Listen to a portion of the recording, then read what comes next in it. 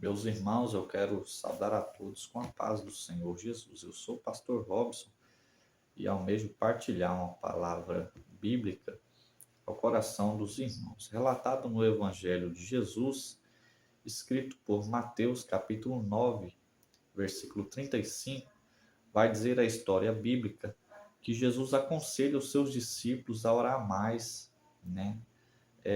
Em busca de mais discípulos. A Bíblia diz que a partir do versículo 35 de Mateus 9, Jesus ele vai estar andando por um campo e ele avista uma multidão e diz para os seus discípulos: Vede como errante anda esta multidão, como ovelhas que não têm um pastor, né? Estão andando errante como ovelhas sem pastor. O primeiro ponto que nós aprendemos com Jesus nesta passagem bíblica, a ovelha ela não foi feita para andar sozinha, desgarrado. É necessidade da ovelha andar enturmada, né? Primeiro ponto que nós aprendemos com Jesus, além da ovelha não ser confiável de andar sozinha, sem o seu bando, ela corre risco de vida quando ela está andando, né, sozinha, sem os cuidados de um pastor.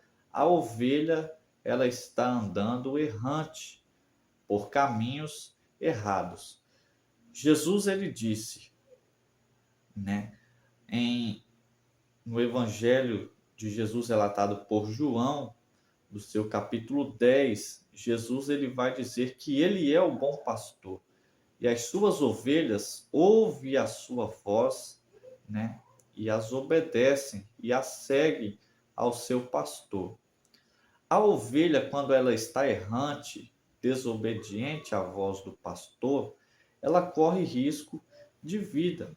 A ovelha, ela anda entre o meio aos pedregais, entre o meio aos precipícios, né? A ovelha ela passa aí pelos lugares altos de difícil acesso. Quando ela está com o pastor usa o seu cajado para trazer a ovelha, né, para o meio do rebanho, para o meio das demais ovelhas. Mas quando a ovelha ela está sozinha, ela não tem esse cuidado, né, do seu pastor, esse cuidado terreno, esse cuidado para nós cristãos, esse cuidado espiritual. Jesus então ele diz que a ovelha que anda sozinha, ela corre risco de vida por cair, por se machucar e não ter ali o pastor para lhe cuidar. O segundo ponto que nós entendemos nesta passagem bíblica, a ovelha que anda sozinha, ela é uma presa fácil para as feras, né? Aí ferozes, né, no campo. Ela é aí uma presa fácil, né, a ser tragada.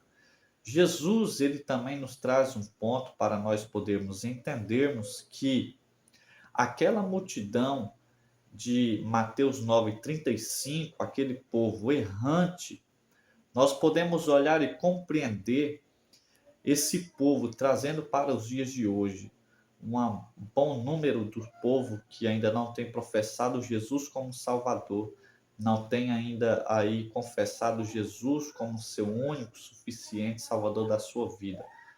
Ou a multidão que se encontra hoje desgarrada, distanciada, sem a comunhão do Senhor, nem todos eles estão ali porque eles querem estar ali de fato. Muitos deles se esforçaram para sair, mas não conseguiram devido às circunstâncias e processos de uma vida dificultosa. Então nós podemos olhar para esta multidão e entender logo que muitos deles não almejavam estar ali como ovelhas errantes. Assim a Bíblia Sagrada nos ensina que é a vida de um cristão. Nós devemos, né, nosso dever de cristão, poder fazer nossa confissão de fé, de renúncia, fazermos aí a nossa santificação, fazermos a rejeição às coisas do mundo e confessar as coisas ao Senhor. Nós vemos então que na vida de um cristão, quando ele entra nesse processo de renúncia, santificação, quando ele entra nesse processo de transformação, né, no processo aí de sair do mundo que ele estava vivendo, né, e passar a viver a obra, né, assim como Jesus relata a Nicodemos, aquele que não nascer da água, né, e do Espírito, ele não pode ter o reino, né? Então, essa transformação, esse processo de mudança, ele nos cabe um período. O apóstolo Pedro, o período dele de transformação foi enquanto ele estava com Jesus em terra, aproximadamente aí 3 anos e meio, né? 3 a 3 anos e meio. Porém, na vida de Paulo, quando ele se converte, Paulo ele teve um processo com o Senhor de 9 anos no deserto, aprendendo com o Senhor, né? A Bíblia diz que ele vem a Jerusalém e não é aceito pelo povo, e ele volta ao deserto e fica mais 3 anos, dando um total então de 12 anos, né? O processo na vida de Paulo, para depois Paulo iniciar pregando, né, a palavra do Senhor com Barnabé. Então, há alguns de nós, meus irmãos, que o processo não é muito fácil.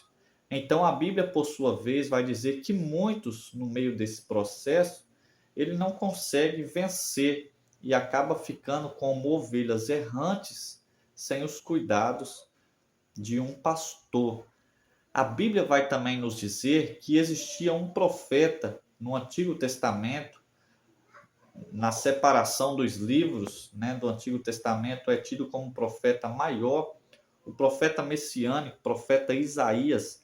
A Bíblia vai dizer que quando Isaías ele está no seu capítulo 6 e ele vê em uma visão o trono branco, 24 anciões, ele vê os querubins, os serafins, os anjos adorando ao Senhor. A Bíblia diz que, por sua vez, o nosso irmão Isaías, ele olha e diz: ai de mim, Senhor, que vou perecendo, pois sou um homem de lábios impuros e habito no meio de um povo de impuros lábios. Nesse ponto, nós reconhecemos que Isaías ele estava um homem errante. Isaías estava um homem desgarrado, né? Então, a Bíblia, por sua vez, vai dizer que o Senhor ele faz um chamamento, né? A quem enviaremos? Quem há de ir por nós? Lembramos que o Senhor ele diz aos seus ceifeiros, né, aos seus discípulos: rogai ao Senhor da seara que mande ceifeiros para a seara.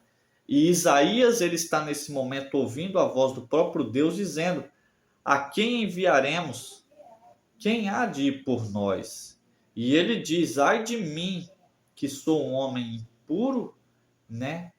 De impuros lábios e habito no meio de um povo errôneo, de lábios impuros, né? A Bíblia, por sua vez, vai dizer que quando ele consente o seu erro, o Senhor, ele dá aí a ordem para que um ancião pegue uma brasa viva direta do trono com uma tenas e toca, né, na língua do profeta Isaías. E a Bíblia diz que o ancião, né, ele diz para Isaías: agora está perdoado os seus pecados, purificado as suas iniquidades. E a Bíblia diz que há um novo chamamento no céu. A quem enviaremos? Quem há de ir por nós? E neste momento, quando Isaías ele está perdoado, está purificado, ele está baseado agora em seus princípios, a Bíblia diz que nesse momento ele levanta e diz: eis-me aqui, Senhor, envia-me a mim. Ou seja, um trabalhador a mais para a grande seara, um trabalhador a mais para a grande obra do Senhor, um ceifeiro a mais. E nesta oportunidade eu quero trazer essa palavra para o meu e para o seu coração e dizer: pode ser o dia em que o Senhor, ele vem te visitar para poder perdoar os seus pecados, para poder purificar as suas iniquidades. E eu quero orar e profetizar na sua vida que crê, em nome de Jesus, que o Senhor, ele está chamando até hoje e nos dando a ordem para nós, os obreiros, discípulos do Senhor.